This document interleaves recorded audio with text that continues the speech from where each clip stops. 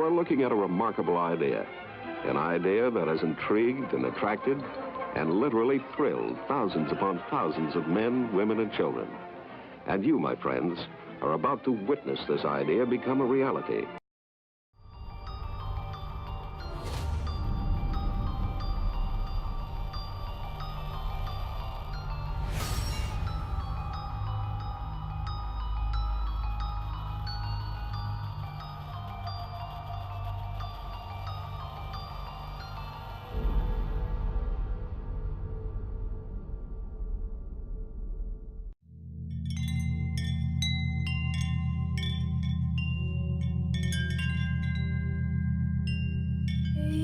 Mr. Moon Man, shine your light on me.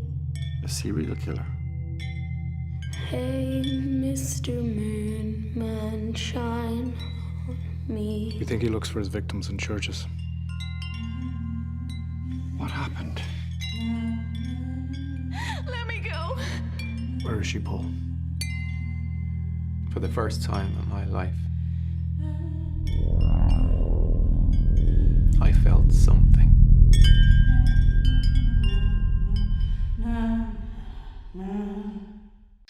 Good afternoon, good evening, good morning, depending on where you are. My name is James Sato. I'm here with Terry Sherwood, and I'm here with Jannine Benkhardt, the director of a new short film called Chimes. And you were watching Sinister, Inquisitions, which is kind of like our new title for interviews on Sinister, Inclinations. So, that's deep, Jim. Thank you. Thank you. So welcome, Jannine. Hello. Thank you for being with us. I know it's evening there for you now, and It's getting dark. And where are you in right now? You're in Germany. What city? I'm in Hamburg. That's where I'm originally from. So, oh, excellent. Yeah. It's one of the places I wanted to go, like not far from Copenhagen, where the Beatles played and everything. Right. Oh, yeah. wow. We have a Beatles place here too. So. Oh, fascinating. Okay. So we had the pleasure of watching Chimes. The first question that comes to my mind is, how did you conceive of the concept? Was it pretty clear to you as you wrote the screenplay where you wanted it to go and that sort of thing? So I started to write the script in October last year, so 2017, and it was firstly part of kind of a competition for a Halloween film thing, so to speak.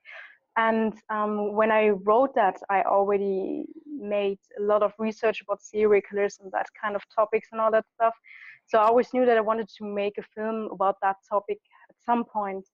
But I never, I just knew that, okay, I'm gonna write a script for this challenge about a serial killer. But first it wasn't the script that it is now. So it was not completely different, but there was no really tension in it and there was no real twist in it. So within the next 2 months, I kind of developed the whole story. I thought about it more and it got a very ambitious project in the end. It got much bigger than I thought it would get in the first place. So yeah, then the story actually developed. That's how it came to life. And so when it came to actual production, did you write the script at all with any particular actors in mind, or was there just a casting call? No, I had no particular actor in mind, but I had a very strong, clear vision of how the characters should be. But there was no particular actor that I had in mind. Did you write it originally intended like as a longer feature or something? Because there seems to be lots of room for a backstory and all sorts of really cool development and everything. I congratulate you on the characters that I did see in the film. You know, they're quite well defined. Yeah. Yeah, so that's what we were talking about a lot, me and the actors and the crew, that actually it has the potential of being a part of a feature or something that could easily get into a feature. The truth is that there is a lot of background knowledge behind this. and that I developed the story for each character that I could tell you about, and that's just not in the film. So it was supposed to be a short film because it was the first film that I ever really did myself. And I am writing on a feature at the moment, which this is kind of the basis for it. But in the first place, it wasn't meant to be a feature. Okay. Well, if I'd be very, very interested in seeing it turned into a feature film. That Yeah. Employing the same actors, and because they're very good, very good. So you began your career, so to speak. You've been a voice actress, in a way. Well, yeah, that's that wasn't Follow the Dead. That was the first feature film I ever worked on, and I was it wasn't supposed. I wasn't supposed to be the voice actress. I was the assistant director on this film. Mm-hmm. But then First when you AD. have such, it was the first AD, and when you have such a passionate project where you're working very closely together with people and very intensively, then you just start to do more things than you was meant to do in the first place. Mm-hmm. That's just how I become a voice actor. I mean, like this is not what my career is going to be. It just happened. I congratulate you on the short film that you had with the very direct hitting actors and story and everything. Are there any directors that you watch and you enjoy, seeing and enjoying their work and everything that have perhaps influenced you? There's no particular director or anything that I have as an idol or someone that I watch or someone that I look up to. I'm more kind of feel what I have to do. It sounds very strange. I mean, it's something that people usually don't do. I also don't watch a lot of films. I more have something to say, and I really visually see it in my head, and then I just know this is what I want, and then I do it. But what gave me a lot of experience was when I worked on the first feature film on Follow the Dead, and I just watched every step, and I watched what people were doing, and I watched the people working on set, and that just gave me a lot of experience just from watching, and I took a lot of that with me and developed that into my own working style, so to speak. No, it's good to have a style and create, because sometimes you can unconsciously emulate something, Right. and yeah, that we all do that in some way or something. But No, when I was writing my short screenplay for Blood Mania, I pictured every scene in my head. Yeah. I knew exactly the way I wanted to see it, and in actual fact, director Melanie Reinbold pretty much nailed it. So I was pretty happy with that. Tell us a bit about Follow the Dead. The IMDb says it's in post-production right now. Yeah, that's in. We shot that last year, so that was the first feature film that I worked on as an assistant director, and it's a big and huge and a very ambitious project, and the fact that it's basically it's all done. It's just the last stages of post-production at the moment, and once that is done, then I think that we're gonna get far with that as well. Yeah, so I came on board on that film in March or April last year, and it was very funny and very intensive experience for me, because we were once just living and shooting for 3 weeks on the same set, and that was just something when it's the first time of you ever being in something that has to do with films, then this kind of experience is very intensive and good to have, and I'm glad for it. Well, you make sure it's written and directed by Adam Cahill. Yeah, right. See if you can get me a screener when the time comes, so we can help promote I'm gonna it. ask him, definitely. Yeah. Good. Perfect. He did a great job on there. Drifting back a little bit to Chimes, with there was some very interesting shot composition in it for myself. Again, was that a conscious effort on your part? Did you? I know what's on the screen must be seen, as sort of a rule. Was there something that you wanted to show in each frame? Because they seem to be pretty meticulous. Yeah, so I first wrote a shot list, and as I was visualizing every scene in my head, I really knew what I wanted. And as I'm a photographer as well myself, I know what I wanted to look like. Then when I had my cinematographer on board, which is Connor Fleming, and we visited the locations and we went through the script and the shot list together, he made some great suggestions, and he did a great job in just composing all those scenes. So but there's something like there's a certain language that you have with the frames that you create. So it's a bit like in the first scenes, without having any spoilers or something included, but the serial killer has a very particular character, and I wanted to, he has kind of an perfectionism, and I wanted to show that in the composition of the shots. And of course there's certain aspects, and every shot is really well really well thought as well. There's something that I want to tell, and that's my cinematographer intended to tell with every shot that we took. It's not just, it didn't just happen. There's a reason for everything, like in every line in this film is the reason. Mm-hmm. I imagine set decoration goes into that as well. Yeah. Were there certain aspects on the set that were meant to be revealing the character?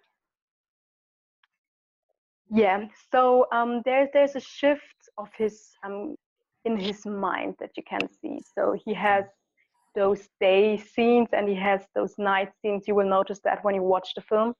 Mm-hmm. And when he has his daytime, I'm just gonna call it daytime now, then he's doing everything very perfectly. He's having two different colors in his life that mean a lot to him, which I'm just gonna say it's red and blue. Mm-hmm. And if you pay attention to it, and like I paid a lot of attention to those little details as well, then you can see that he's always wearing blue clothes. And then there's this contra color, which is red. And like everything he's doing is kind of having to do something with those two colors, and they are in every shot as well. It's those little details that I just put in there, and I try to work with those creative things in a way. So it makes sense when you watch it back. You know, like sometimes when you watch a movie back, then you realize there's some little details, and this makes sense for you now. So that was my aim. That when you look at it, you see that. Right. Oh wow, that's why this is why this is blue and this is red, and that's why he's like the shots are in this way and then that way. Like you can really see that. Mm-hmm. The average viewer will look at that now and say, "Sorry, Terry." No, go ahead. You know, that's nice. Yeah. But you've just involved the set decorator. You've involved costuming. You know, there's so many people that go into the process. Right. You know, that's you know. Go ahead, Terry. There was an interesting moment for myself in it when there's this. We're not going to give away the story here because I don't think that's fair for people to go out. They should go and see this picture. There's a moment when he's in his apartment with his date for the first time, and I think she has just finished her glass of wine. And there's a moment when she turns, and all of a sudden, I don't know whether this was my screen or whatever, but there's a slight flare of light on her face. Mm-hmm. And I thought, this is an idea that's dawning here. This is like something's just been passed between two people. And I thought that was a cool touch. If that, maybe that was the actor moving, you know, maybe moved out of a light or something. You got a key light, hit them in the head or something. But I thought that was cool. This is texturing. And the other one that got me was after the event happens, I guess, I'm not going to give it away, a bit of moisture on a plant. Mm-hmm. There was a section of the plant that he gives her, and there's a little drip of something, and I went, whoa, this is cool. Right. We took a lot of time to get this shot done. Grossman and I really wanted to include this, and so. Good. Well, again, I congratulate you for, you know, as I always say, anybody who finishes a film I congratulate them, because it's Yeah. most people don't understand how meticulous you have to be and how backbreaking it can be, and how much it, it invades your mind, so to speak. It's all you think about, dream about. How many days shooting were you? Yeah, it was only just the shooting was only 4 days. So it was 4 days of the actual shooting, and we stayed in schedule. Also, thanks to my ADs, we we just stick with the schedule. I was very happy about that. But the process of organizing all this to really shoot in those 4 days, that was a big challenge that was going on for like several months before.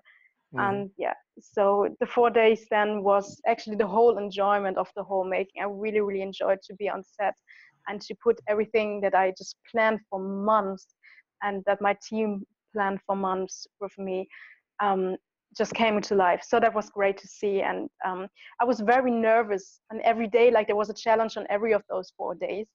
I was always very, very nervous in the morning that everything would happen, that we're going to get into the locations, that we can go to the different locations later. For example, we were shooting in a rear guard station, and it was, I really wanted to shoot in there, and but we had to move all our stuff for, I think, about an hour to that other place. And I was just worried about some logistic stuff, but I also really enjoyed to finally do the creative process of it. That was great. Were you pretty hands-on with the editing as well? Or did you just hand the footage off to an editor and say, show me a cut? No, so Eamon Cahill was my editor, and I'm really, really glad that I had him. Like, he was very important for this whole film. So after we shot, he got the footage. I went to Germany to write my bachelor thesis, and he just loaded the stuff in. And after my thesis, I came back, and I was, he made a rough cut already because he had my script, and he just made a rough cut himself. And then we were like, I was at his place like every day, and we were just sitting there together and doing it all together in the end then. So that he was doing, we just did it together. So it was like, I really got involved into every process of this, and it was a lot of fun also. Very, very ambitious, but it was a lot of fun. It was great to be involved in that as well, because I kind of knew what I wanted, and that was easier for him as well. That he knew what he just had to do. And it's always better if two people are watching something and say, look, there's something I would do different, or I would recommend to do it like this or like that. We tried out a lot of things as well. And then in the end, we locked the picture. That can be tough to do too. Because one of the things about editing is, you could edit it for 3 years, and sure. That's the thing. You just have to draw it and say, okay, this is it now. Right. It was very complicated to just say, okay, this is the version I'm going with now. I think, I was sometimes really feeling sorry for Eamon, that I just said, look, can we change this again? And I think this was better before, or just things like that. But in the end, I think it was worth it. And in the end, people were saying that the edit was really good, which makes me very happy, because it was just a lot of work, fun work, but also work. So whose idea was it to put the song in? The song's great, yeah? The song is, the song, and actually the two songs. Stuck in your head, right? So, And was that your idea to put that in, or? Yeah, that was in the script. So I wrote that in the script. I wanted to have that in. I got a composer, and he composed that song just for the film. I didn't know when I wrote this that this song will be like really stucking in your head. And like on set, everyone just had this song in their head. Like it was, there was a time when like everyone was just walking around and singing the song. You should market a Christmas ornament with the photo and have that play. A marketing idea. Marketing. I really had that idea. Like I was like, well, it's good because people remember your film. You know, Mm-hmm. maybe they just watch it in the evening, and then they wake up in the morning with this song in their head. Like that would be great. So they remember the film. Oh yeah. Yeah, true. Yeah, I mean, you could actually get chimes. Yeah. Hang them in your Yeah. home I mean, Yeah. it's that's without another giving thing. anything away. But Yes. Yes, and don't forget to break glass too, because you have to break the glass to put the Hmm.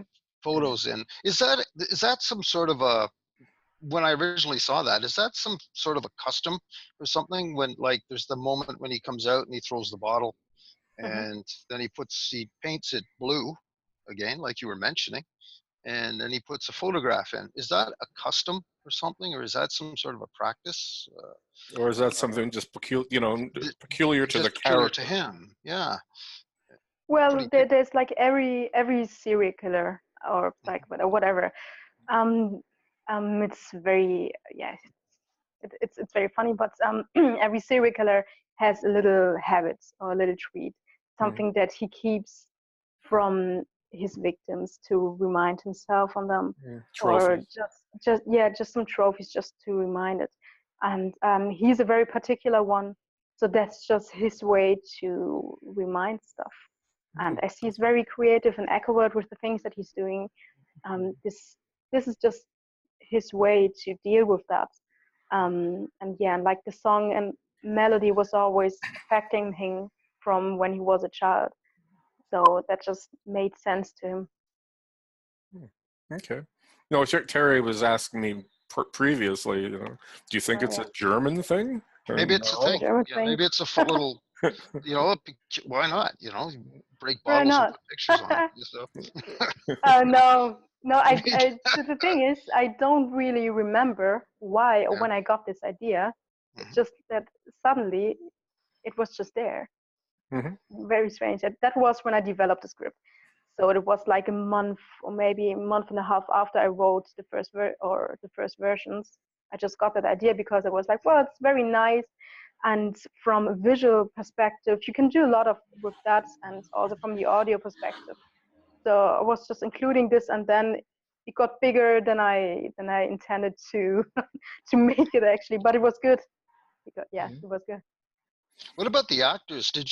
Was the audition process quite extensive when you were casting? Uh, because they do fit visually, Mm. uh, particularly faces, because you use a lot of close up for faces and everything. And when you audition them, did you ask them to do certain things in your process? There was with the main character one, there were certain things that I really needed to see, so I asked him to do that. Um, with the other actors, I went with actors that I already knew, so I didn't really audition most of the characters. Just I auditioned the little boy, and yeah, that's actually all. The rest wasn't really auditioning because I knew that I would go with those actors. Like I knew them. I've seen them acting, and I always really liked what they did. So for me, it was like I could go with them. And then they showed me the performance, and that worked for me. Mhm.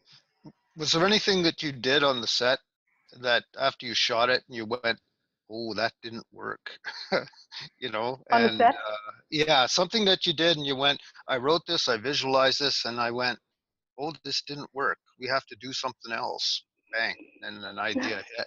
Because, sometimes you can have a great idea and all of a sudden it goes, whoa, that didn't go well. yeah, I see. Yeah. Yeah. That's a good question.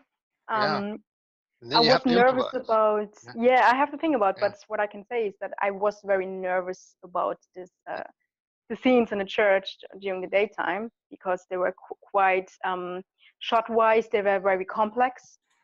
And I was like, okay, like, those were the only scenes where I was like, I'm a bit afraid because I couldn't really block it in the first place. So I just had to go with what we created on that day for some of the scenes in the church, blocking wise. Otherwise, no, it was all planned, and Wow. yeah. That's That's good because I love the use. Very German efficiency. Everybody was Yeah. there on time, right? Um, I love the sound of the shoes for some reason in the church scenes. I don't know what it is. Maybe it's the type of shoes, but you happen to be like click click click click click. And I thought, ugh, I don't know. Call me Yeah. crazy. No, I mean, we all were the crazy. echo and yeah.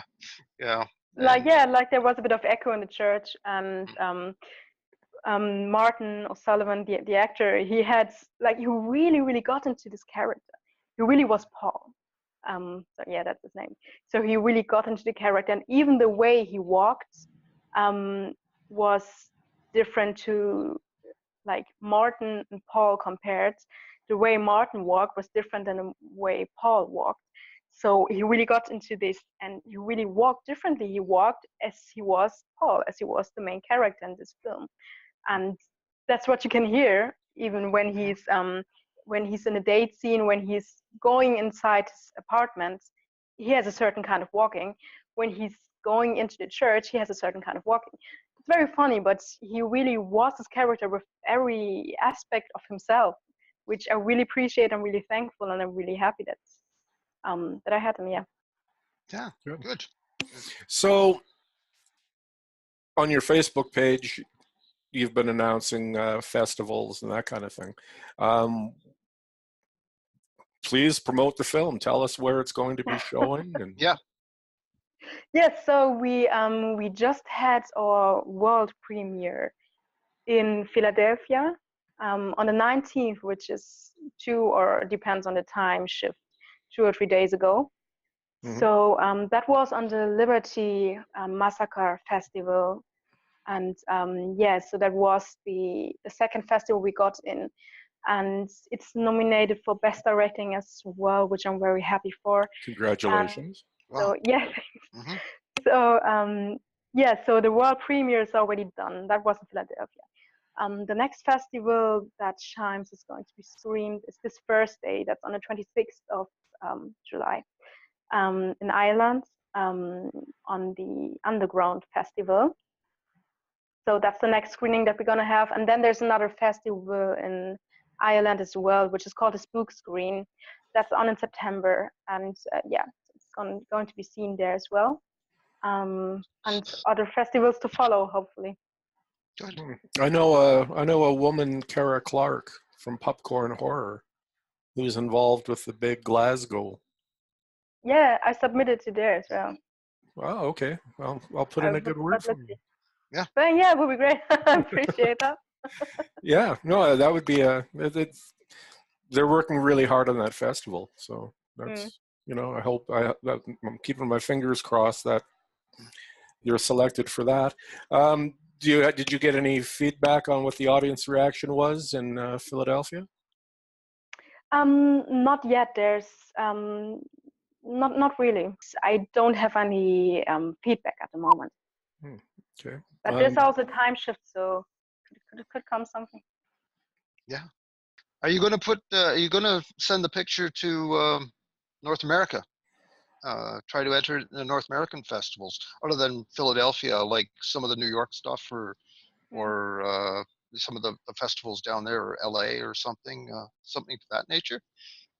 Yeah, I already submitted to a lot of festivals, but the notification date is later this year, summer next year. I submitted to many North American festivals. I had a focus on Canada, which is on Canada, on New York and LA, and of course some other areas where you celebrate horror. That was my focus. It's funny. I don't actually consider this a horror film. I consider it a thriller almost. Yeah, it's not a horror film, but the thing is that's the problem that I have with it is that there's someone dying in this film, and that makes the film not reasonable for normal festivals.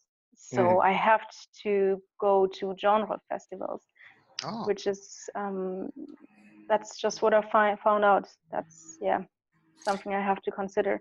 It's not Wow. particularly a horror film, so you're not really shocking someone. It's more like a psychological thing that he has.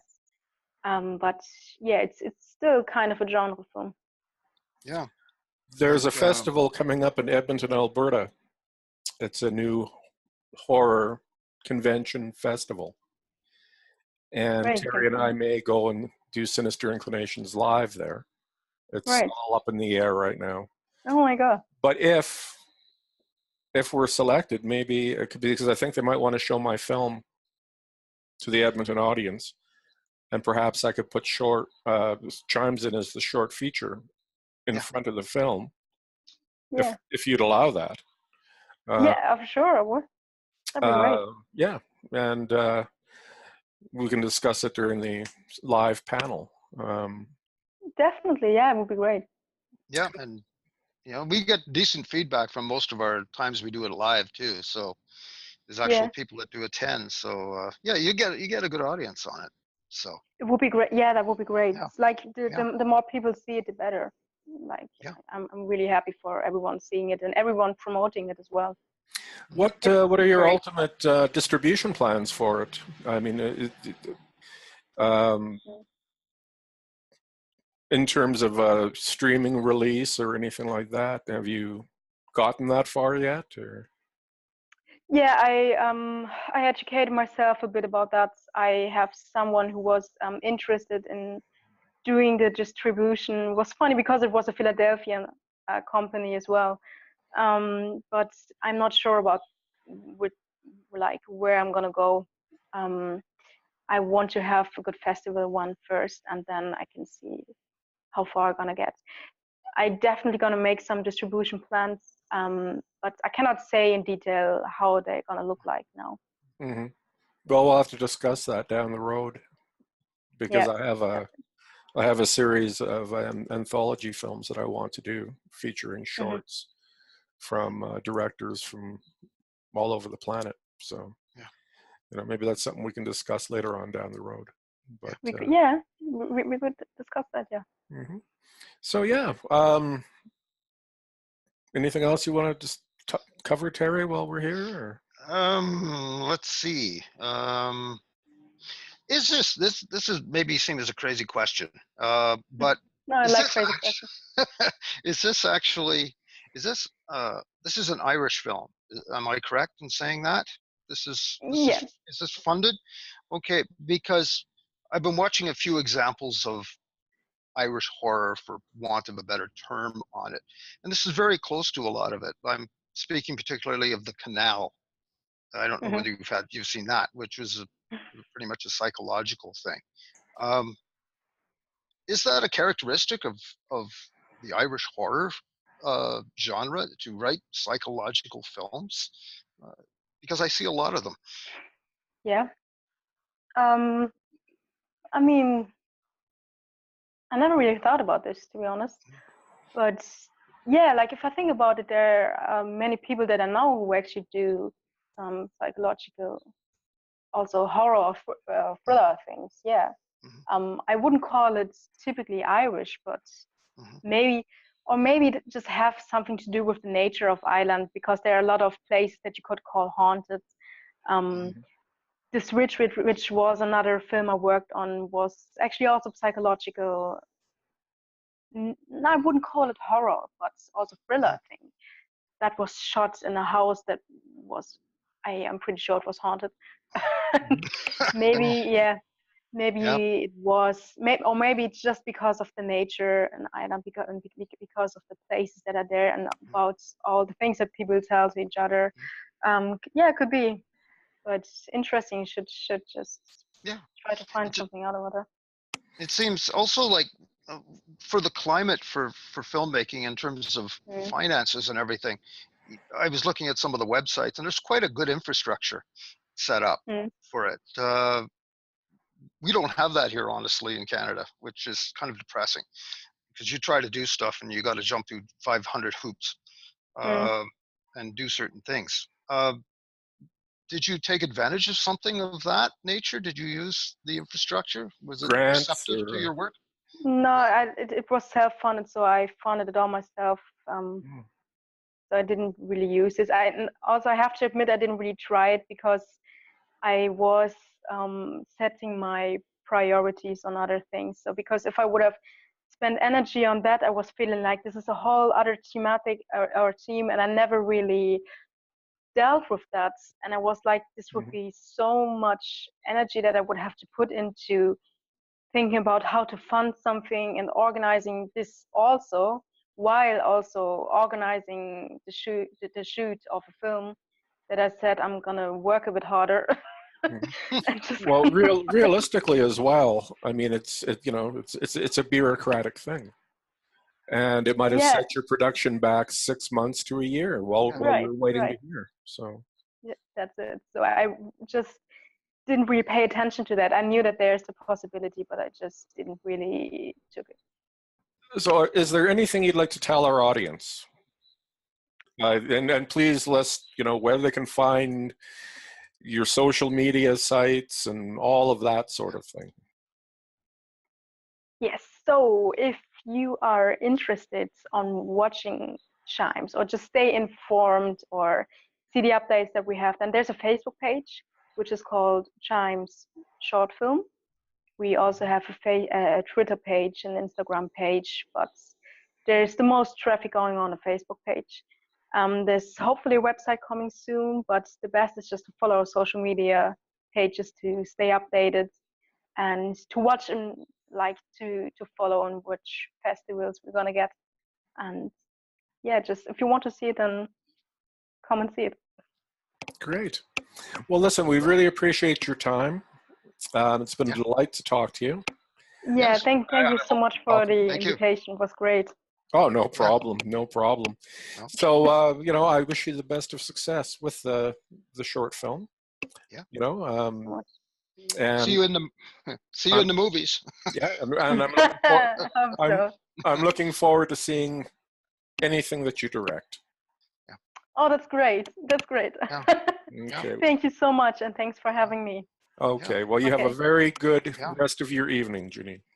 Yeah, and you have a good day. Yeah. Thank you. Be safe. Okay. Thank you. Okay. Bye-bye now. Bye-bye. Bye. Hey, Mr. Moon Man, shine your light on me.